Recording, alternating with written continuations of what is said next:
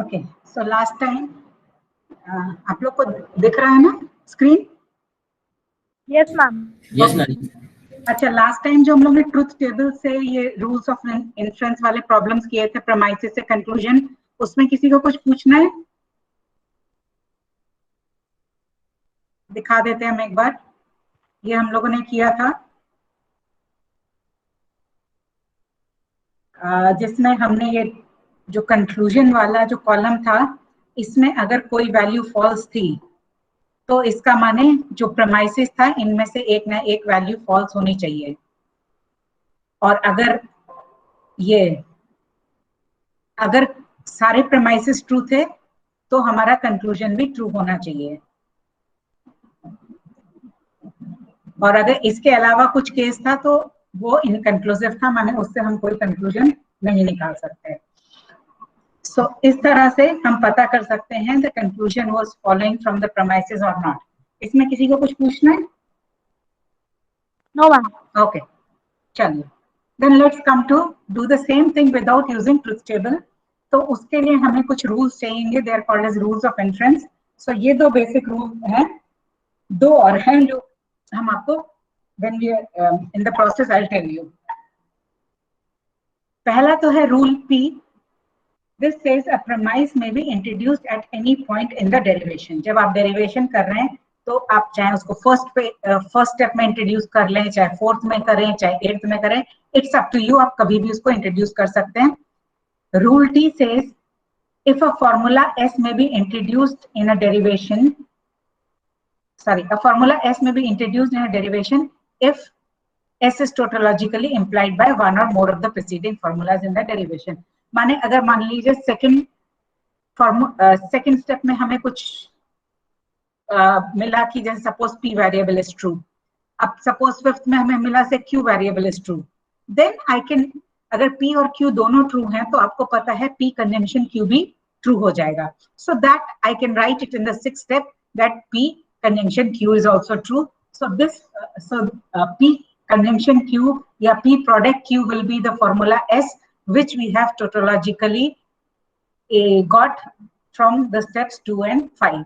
बाकी जब हम लोग प्रॉब्लम्स करेंगे तो आपको और थोड़ा क्लियर होगा। सो बेसिकली अभी हमें ये दो रूल्स ही चाहिए, फिर आगे आगे जैसे रूल्स चाहिए होंगे वैसे हम बताते जाएंगे आपको। अब उसके लिए कुछ चीजें आपको, कुछ फॉर्मूलेज आपको चाहिए, कुछ आपको पता है, कुछ आपको याद रखने हैं। जैसे negation p implies p conditional p, q implies p conditional q। ऐसा करो, ये फॉर्मूलेज आप या तो स्क्रीनशॉट लेके या कहीं पे भी अपने पास रख लो, क्योंकि आज ये फॉर्मूलेज हम लोग को यूज करने होंगे इसको प्रॉब्लम्स करने में। असल में मैं ध्यान नहीं रहा, नहीं तो आपको पहले भेज देते इसको, या तो इसको लिख लो आप। बेसिकली आई थिंक सो आप ये 4-5 अभी कहीं लिख लो, बाकी सारे तो हम आपको बताते जाएंगे, बस ये नाम के साथ जो है ये आप कहीं लिख लो, और rest you can see letter.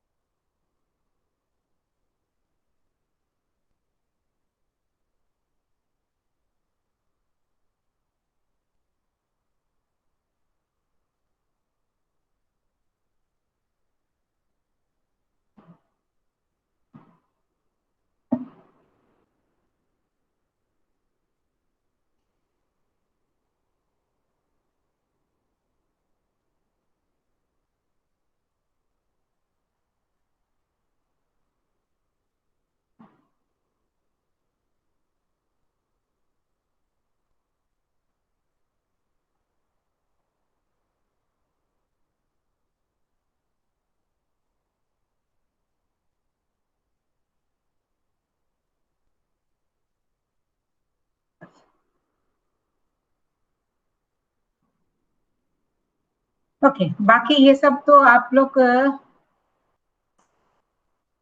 Nothing much. देखिए ये p कंडीशनल q क्या होता है, negation of p sum q। तो अगर P ट्रू है तो नेचुरली ये नेगेशन ऑफ P ट्रू है तो ये नेचुरली ट्रू हो जाएगा, क्योंकि ये ट्रू है और सम में दोनों में से कोई भी ट्रू हो तो ट्रू हो जाता है। इसी तरह बाकी के हैं, लाइक ये वाला तो आप लोग ऑलरेडी कर चुके हो। ये जो अभी हमने P कंडीशनल Q का फॉर्मूला लिखा, उसका ये जो लिखा है ये वाला, इसका जब आप नेगेशन ले लोगे यूजिंग डी मॉर्गन्स लॉ तो आपको ये आ जाएगा। तो बाकी सारे फॉर्मूले तो सम में और other you already know, but ये खाली 1 2 3 4 5 ये आप अभी लिख लीजिए, और so that we can proceed. Okay, चलिए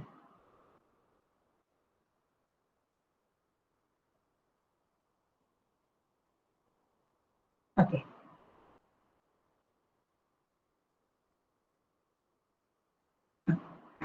Show the validity of the following arguments for which premises are given on the left and conclusion on the right.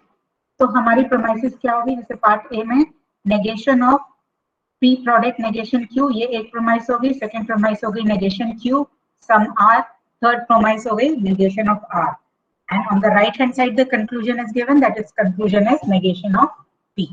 So हमें ये तीन premises से ये conclusion चेक करना है आता है या नहीं।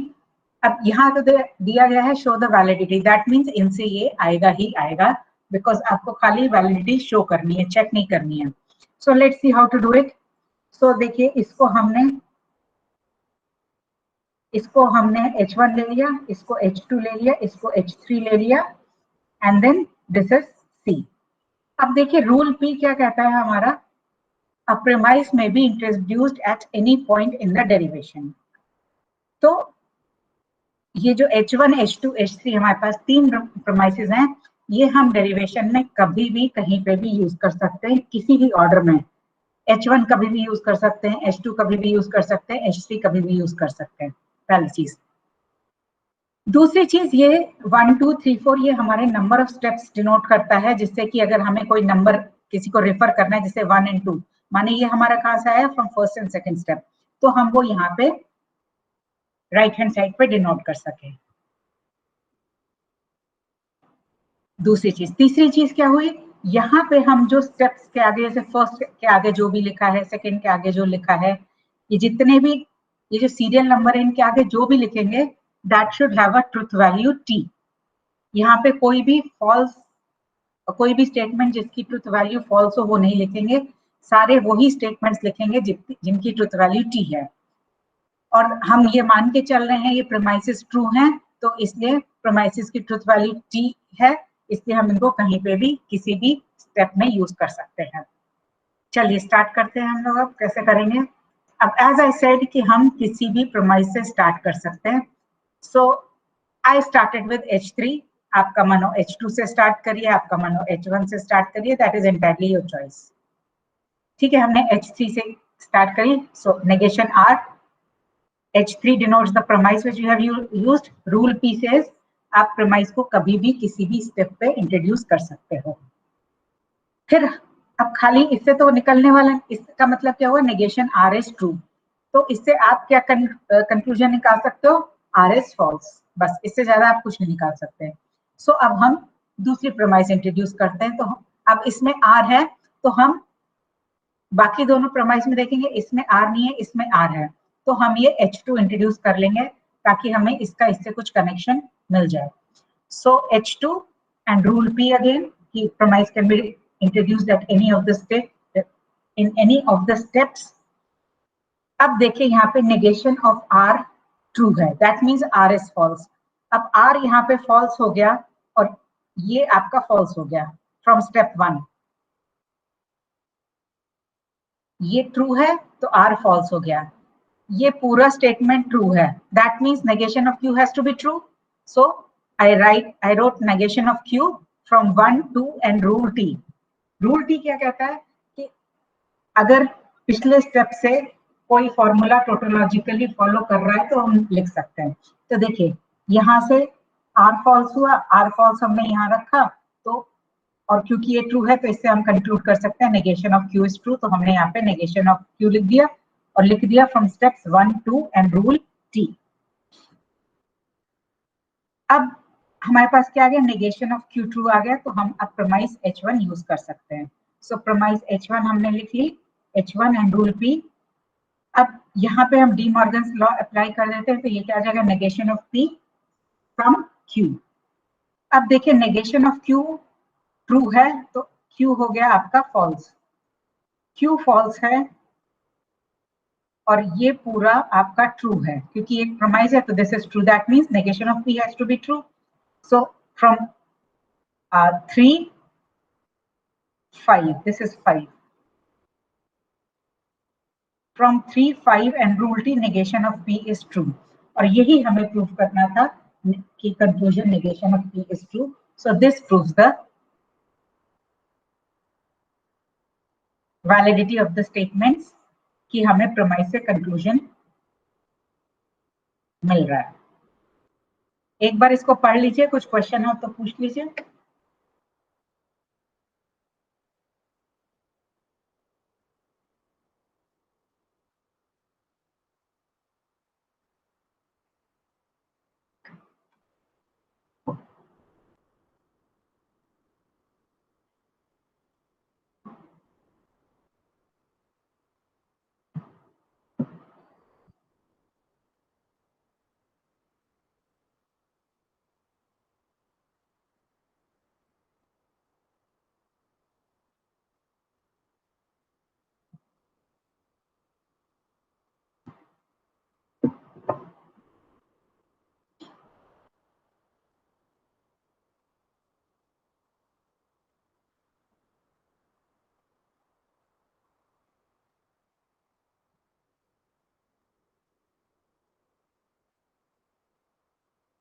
ठीक है, so again I am telling once again, ये जो प्रमाइसेस है इनको आप नंबर दे दीजिए, H1 H2 H3, आपका मन जिस भी ऑर्डर में नंबर दें।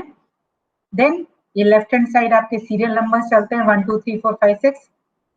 सीरियल नंबर्स के आगे आप जो भी लिखेंगे that should have the truth value T, और राइट हैंड साइड में हम प्रमाइसेस का नंबर, रूल P, अगर प्रमाइस लिखा है तो रूल P लिख देंगे। अगर हम पिछले 2 या 2 से ज्यादा स्टेप से कोई चीज टोटोलॉजिकली इंप्लाई कर रहे हैं या जो टोटोलॉजिकली फॉलो हो रही है पिछले 2-3 स्टेप से, तो उन स्टेप्स के नंबर लिख के और रूल T लिख के इसको लिख देंगे। And in the end if by following these steps if I get the conclusion then it's a valid statement, अगर हमें कंक्लूजन नहीं मिलता है then it's an invalid statement. So यही हमें करना है basically.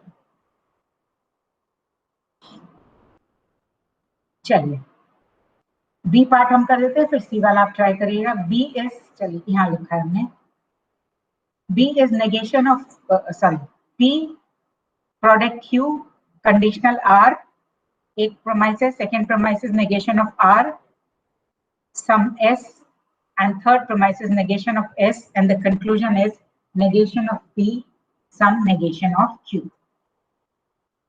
So just write H1 H2 H3 premise आप तीनों लिख दीजिए।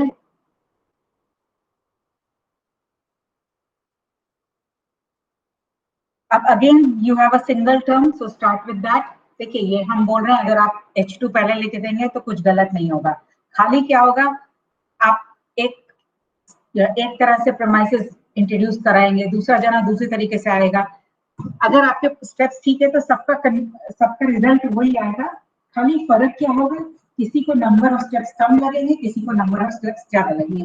जैसे हमें 6 लगे, अगर आपने दूसरे ऑर्डर में किया हो सकता है आपको 10 लग जाए, या हो सकता है आपको 4 ही लगे। May be you have a better option कि इसको पहले हम इंट्रोड्यूस कर ले तो शॉर्टर मेथड लग जाएगा, बस उतना ही फर्क आएगा, उससे ज्यादा फर्क नहीं आएगा। Okay, so negation S, so this is premise H3 and rule P. फिर S इसमें भी है, so I introduce the second premise H2 rule P. Again, like in the first question, negation of S is true, so S will be false. ये आपका false हो गया,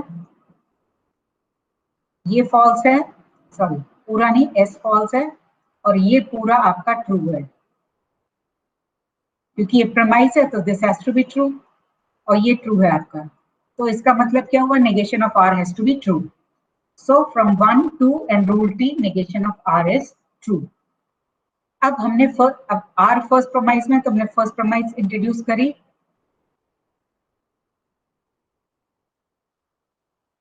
अब देखिए यहाँ पे modus tollens. Modus tollens is अगर P conditional Q statement है और नेगेशन ऑफ Q ट्रू है, माने एरो के बाद का जो टर्म जो वेरिएबल है वो उसका नेगेशन ट्रू है, सो पहले टर्म का भी नेगेशन ट्रू होगा। अगेन P कंडीशनल Q है तो एरो के बाद वाले टर्म का अगर नेगेशन ट्रू है तो एरो के पहले वाले टर्म का नेगेशन भी ट्रू होगा। This is modus tollens. अब यही चीज हम यहाँ अप्लाई करते हैं। देखिए ये हमारा कंडीशनल स्टेटमेंट है। कंडीशनल स्टेटमेंट है, एरो के बाद वाला टर्म का negation is true in the third step. So from third and fourth you will have arrow के पहले वाला टर्म का नेगेशन भी ट्रू होगा।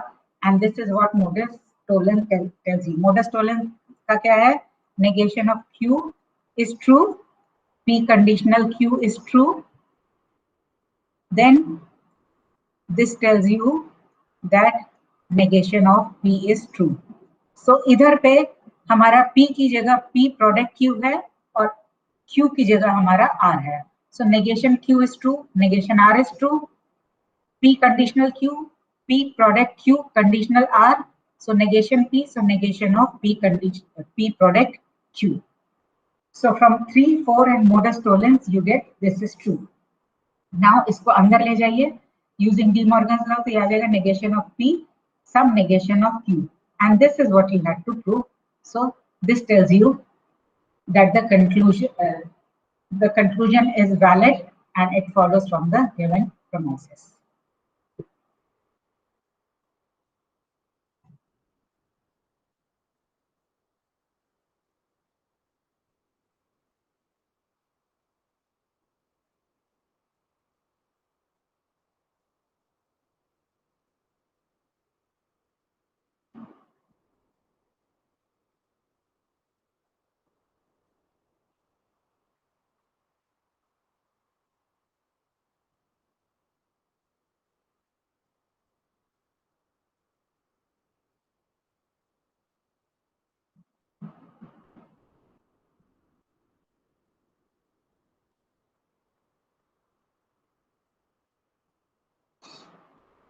Okay, now on the same lines, try this one.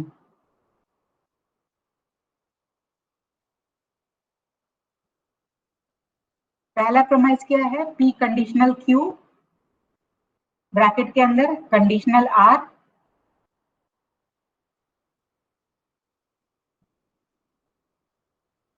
Second promise क्या है? P sum S, third premise is P product S, third premise is Q product T, and this should give you the conclusion R. अब देखिए यहाँ पे एक minute रुक जाइए। P, Q, R, S, T 5 variables हैं और इसको अगर आप ट्रुथ टेबल से करने जाएंगे, so 2 to the power 5 that means 32 rows will be required, जो कि बहुत ही लेंदी हो जाएगा करने के लिए और जिसमें chances of making the mistakes will be very high. So in such problems, this type of method helps in which we don't use the truth table. चलिए इसको ट्राई करिए।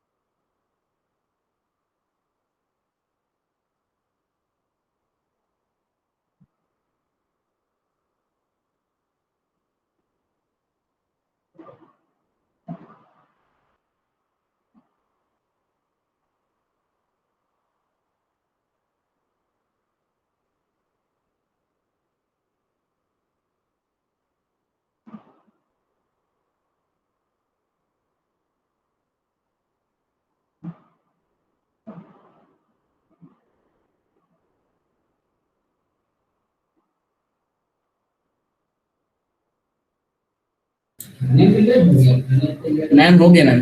हो गया? Yes ma'am.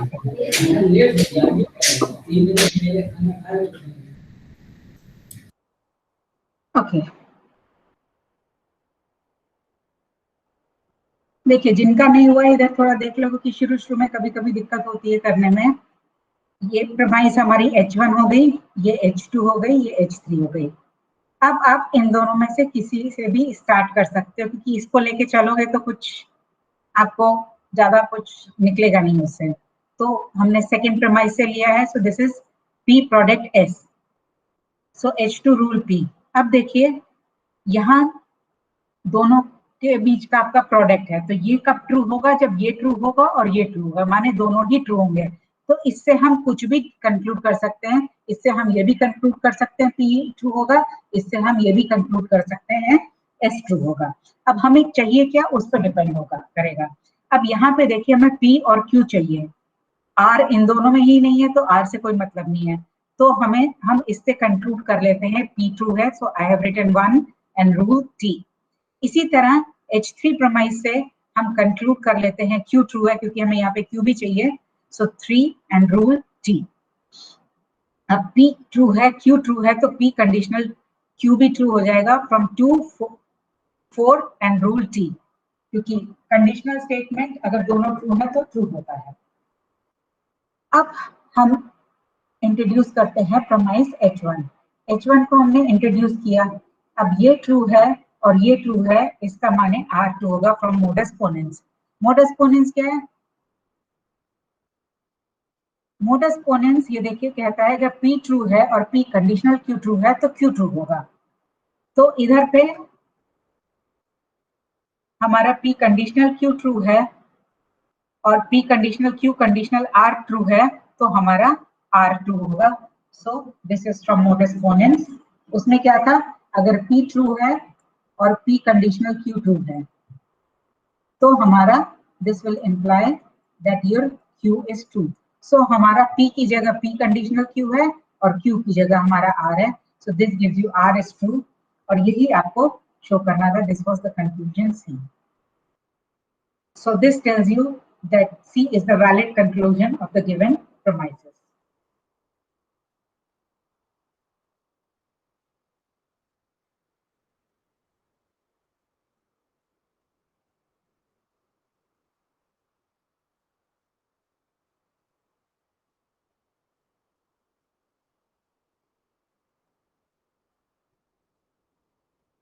अब एक बात आपको ध्यान रखनी है कि जैसे कि यहाँ पे हमने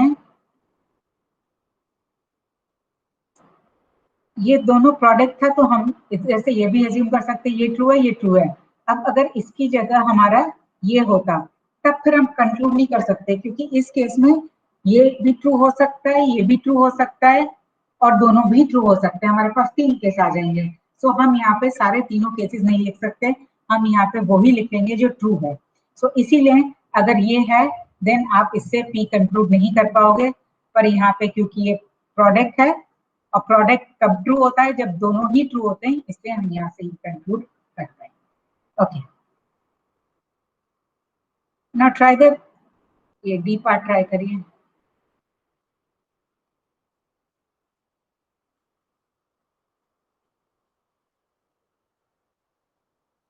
negation of P sum Q is the first premise, negation of Q sum R is the second premise, R conditional S is the third premise, and the conclusion is P conditional S.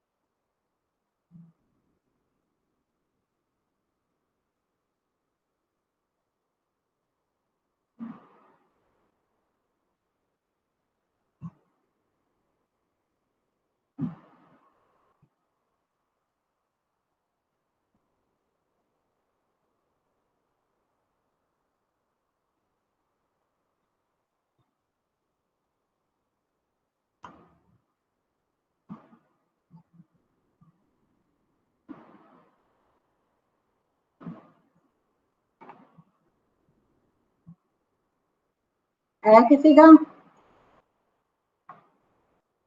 Yes ma'am, हो गया। हो गया, good. चलिए देखिए, this is the simplest of all. देखिए H1 premise लिया, rule P, negation of P, sum Q। इसको आप ऐसे लिख सकते हैं P कंडीशनल Q, क्योंकि ये तो आपने कई बार किया है। P कंडीशनल Q को आपने negation of P sum Q की तरह लिखा है। The same thing we do it for this. इसी तरह H2 लिया, H2 को भी हमने Q कंडीशनल R लिख दिया।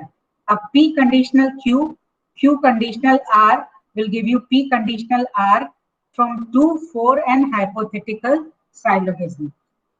So hypothetical syllogism क्या है आपकी? यहाँ देखिए, hypothetical syllogism says P conditional Q, Q conditional R tells you that P conditional Q. जैसे आपकी transitivity property होती है ना equivalence relation में, exactly the same type. So यहाँ से आ गया आपका P conditional R. अब हम थर्ड प्रोमाइज इंट्रोड्यूस करेंगे, H3 R कंडीशनल S। अब देखिए P conditional R, R conditional S, so P conditional S आ गया, जो कि आपको प्रूव करना था अगेन फ्रॉम हाइपोथेटिकल सैलिगोसिस।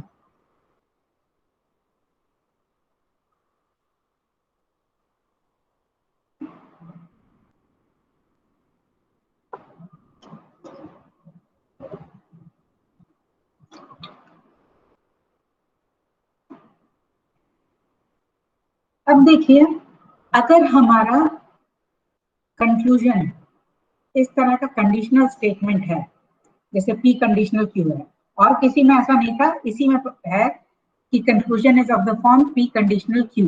ये कोई भी इस तरह का कंडीशनल स्टेटमेंट है, तो हम उस केस में we can use rule CP also.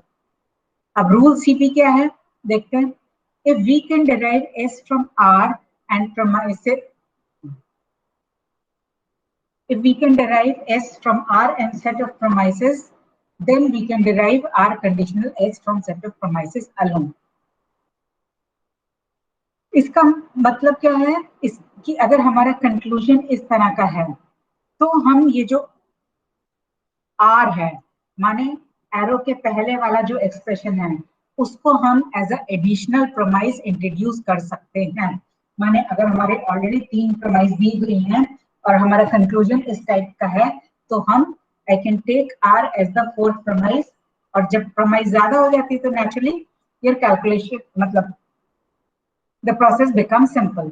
कुछ केस में इसकी जरूरत नहीं पड़ती है, जैसे देखिए ये कंडीशनल स्टेटमेंट था, हमने कहीं पे भी ये अज्यूम नहीं किया P इज ट्रू और फिर भी हमने कर लिया, तो इस केस में आप ऐसे भी कर सकते हैं और इसको अज्यूम करके भी कर सकते हैं।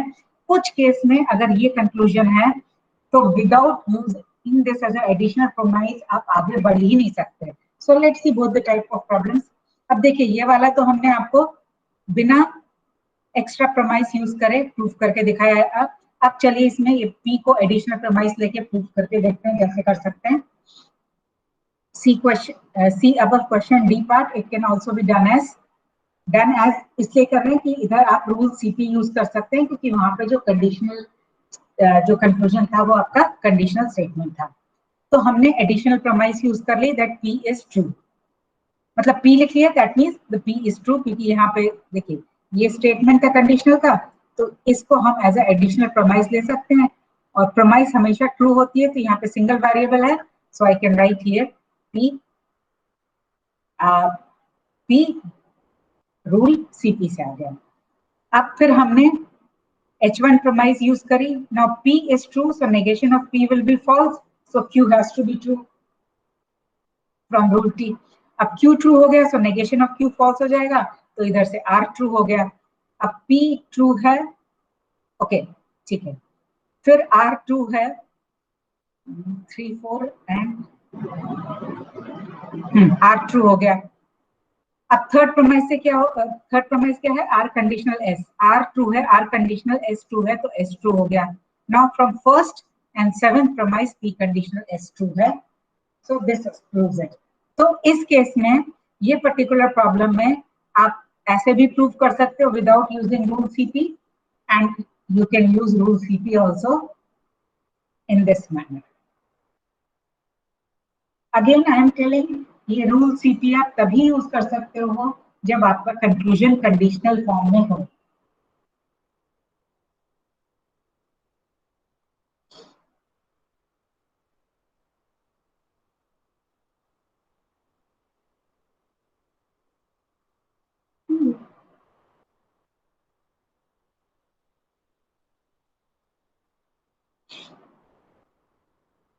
ओके, सो इस केस में तो आपके पास ऑप्शन था यूज करो या ना करो. Now let's see in the next problem हमारे पास ऑप्शन है या हमें यूज करना ही पड़ेगा.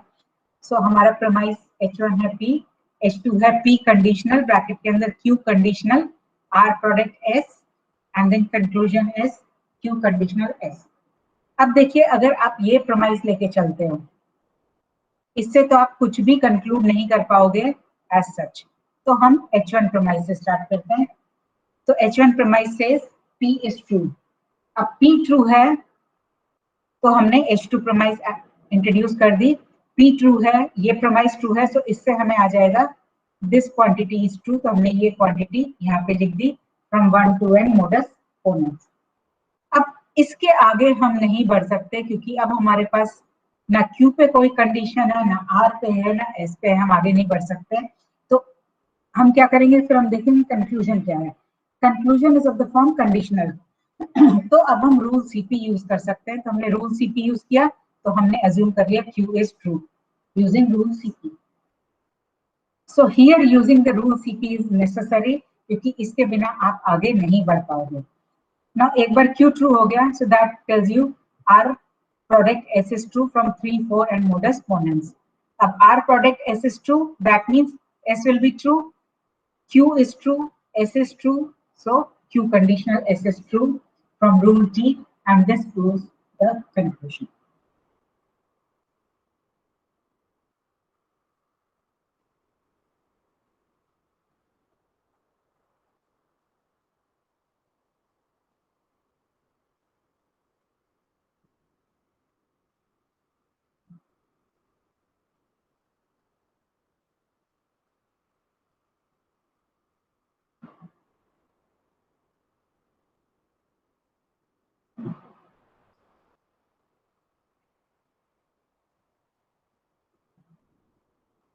Okay, next is this one. This one, इसमें एक ही प्रमाइस दी है, एक ही कंक्लूजन दिया है. प्रमाइस क्या है? P conditional Q. कंक्लूजन क्या है? P conditional P product Q. अब अगर आप ये प्रमाइस देखें तो इसमें बिना रूल सीपी के आप प्रोसीड कर ही नहीं सकते हैं, क्योंकि इससे आपके 3 केसेस बनेंगे जिसके लिए ट्रू है, और हम यहाँ पे डिफरेंट डिफरेंट केसेस डिस्कस नहीं कर सकते. तो इसीलिए आपको यहाँ पे रूल सीपी यूज करना है. चलिए ट्राई करिए इसको प्रूव करिए.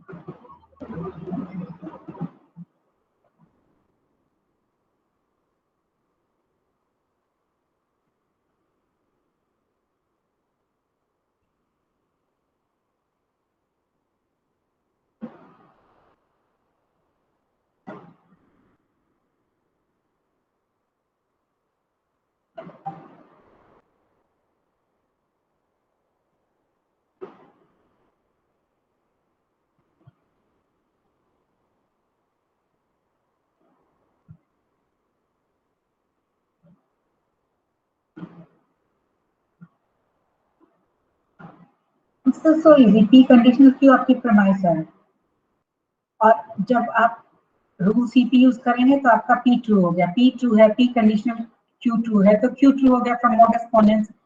पी ट्रू है, क्यू ट्रू है, सो पी प्रोडक्ट क्यू भी ट्रू हो गया फ्रॉम रूल टी.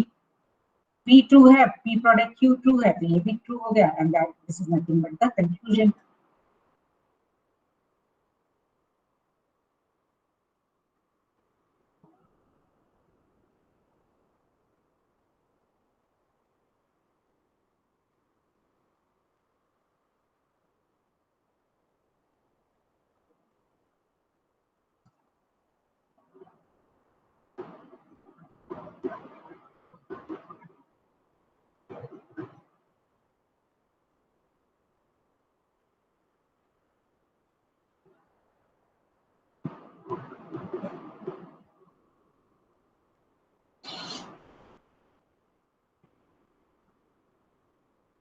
Okay.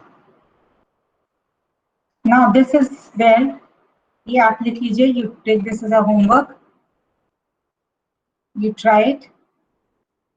नहीं आएगा तो बताइएगा, अगली बार we'll discuss.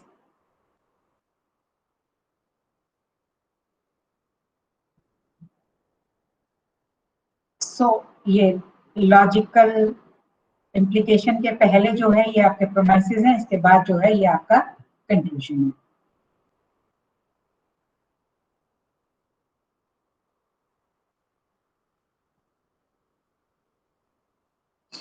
ओके, सो दो रूल्स हो गए, एक रूल पी एक रूल टी, जो तो सब में कॉमन है. तीसरा था रूल सीपी, वो उसी केस में एप्लीकेबल है जब आपका conclusion is of the conditional form P conditional Q. चौथा method is method of indirect proving. जैसे आप प्रूव कंट्राडिक्शन से प्रूव करते हैं ना कि assume that the result is not true, या एक कंडीशन ट्रू नहीं है और फिर somehow you will get the contradiction, so your assumption was wrong and therefore the result is true. वही चीज हमें इसमें करनी है. So इसमें जब हम इनडायरेक्ट प्रूविंग करेंगे तो हम assume कर लेंगे conclusion is false. Conclusion is false, that means negation of C is true. तो जो भी C है उसका negation ले लेंगे and that will be introduced as a additional premise. और फिर हमें अगर कहीं contradiction मिलता है तो इसका माने तो हमारा जो assumption था कि ये true है ये wrong हो जाएगा, तो C true हो जाएगा. और अगर contradiction नहीं मिलता है, that means the conclusion does not follow from the premise. चलिए इसको देखते हैं. अब इसमें भी जहां जरूरी हो वही method of indirect proving use करिए. जरूरी नहीं कि आपको ये यूज ही करना है, पहली चीज. दूसरी चीज, मेथड ऑफ इनडायरेक्ट प्रूविंग को यूज करने के लिए सी के ऊपर कोई कंडीशन नहीं है, आप कभी भी यूज कर सकते हैं. सो पहला H4 प्रमाइज लिया हमने, P conditional Q. Second promise लिया S conditional negation of Q. अब एक कंट्रा पॉजिटिव होता है, see here. If P conditional Q is true, this tautologically implies and is implied by negation of P. Conditional negation of P is also true. माने जब आप negation लगा देते हो तो ये दोनों का रोल रिवर्स हो जाता है. वही यहाँ पे हमने यूज किया है. कहाँ चला गया ये? S conditional negation of Q is true, तो दोनों साइड का negation ले लो, तो ये आ गया Q और ये आ गया negation S. Now from 1 and 3, P conditional Q, Q conditional negation S. From 1 and 3 and hypothetical syllogism, you have P conditional negation of S. 1, 3 and hypothetical syllogism, P conditional negation S. अब देखिए R sum S H2. अब इसको हम लिख सकते हैं, अब हमारे यहाँ देखिए नेगेशन S पे खत्म हो रहा है, तो इसको हम लिख सकते हैं negation of S conditional R. So this is 5 and rule T. Now from 4 and 6 you have P conditional R, 4, 6 and hypothetical syllogism. अब P कंडीशनल R है और यहाँ क्या है, H1 प्रमाइज से क्या हो गया, R conditional negation Q. So इन दोनों का मिला के हो गया P conditional negation Q, 7, 8 and hypothetical syllogism. अब यहाँ पे हमको नेगेशन P के ऊपर चाहिए. अभी तक जितना भी हमने किया है यहाँ से लेके यहाँ तक, इसमें हम P या नेगेशन P के ऊपर कुछ भी कंक्लूड नहीं कर पाए हैं. हमारी सारी प्रोमाइसेस भी खत्म हो गई हैं. So we opt for method of indirect proving, क्योंकि ये कंडीशनल भी नहीं है जो हम रूल सीपी यूज कर लें. So we make use of method of indirect proving. So we assume conclusion is false, that negation of P false means P is true. So P assuming negation C is true, या यहाँ पे लिख दीजिए method of indirect proving.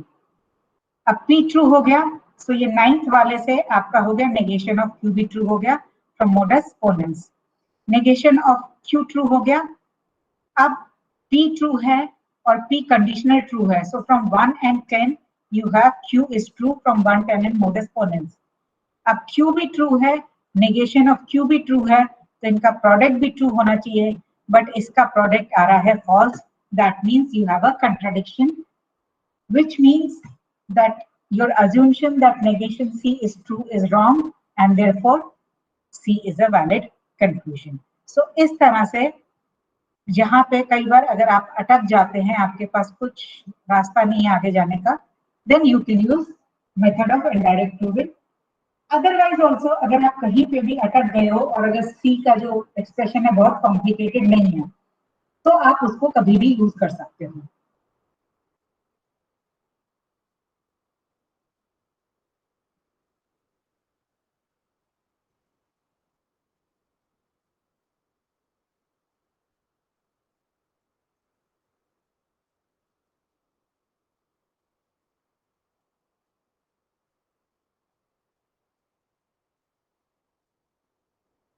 So as well you can try some of these problems ये जो हम लोगों ने किए हैं, even ये आपके even जिसमें हमने रूल CP यूज किया है, इसमें भी देखिए इधर हमने आपको एक रूल्स में दिखाया है negation of P conditional Q क्या होता है, P product negation of Q. So अगर आप ये जैसे इस केस में अगर आप method of indirect proving use करोगे तो नेगेशन ऑफ C को ट्रू लोगे. So in that case negation of P conditional S क्या हो जाएगा, this is tautologically equivalent to P product negation S. तो ये एज अ एडिशनल टर्म आप यूज कर सकते हो. So I have not considered other problems on this one indirect proving. जो हमने ऑलरेडी प्रॉब्लम किए हैं उसमें से ही आप एक दो ट्राई कर लीजिएगा इसको मेथड ऑफ इनडायरेक्ट प्रूविंग को यूज करते हुए. And if you have any question you can ask me next time. So this is all for today. अगर कुछ क्वेश्चन हो तो पूछ लो, नहीं तो जो होमवर्क दिया है वो ट्राई कर लेना. अगर कुछ दिक्कत होगी तो I tell you next time.